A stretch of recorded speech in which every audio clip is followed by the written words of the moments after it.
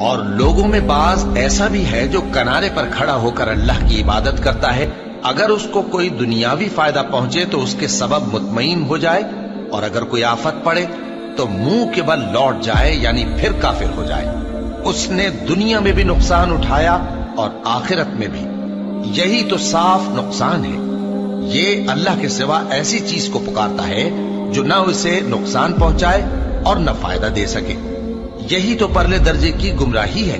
بلکہ ایسے شخص کو پکارتا ہے جس کا نقصان فائدے سے زیادہ قریب ہے۔ ایسا دوست بھی برا اور ایسا ساتھی بھی برا۔ جو لوگ ایمان لائے اور عمل نیک کرتے رہے، اللہ ان کو بہشتوں میں داخل کرے گا جن کے نیچے نہریں بہ رہی ہیں۔ کچھ شک نہیں کہ اللہ جو چاہتا ہے کرتا ہے۔ جو شخص یہ گمان کرتا ہو کہ اللہ اس کو دنیا اور آخرت میں مدد نہیں دے گا، تو اس کو چاہیے کہ اوپر کی طرف یعنی اپنے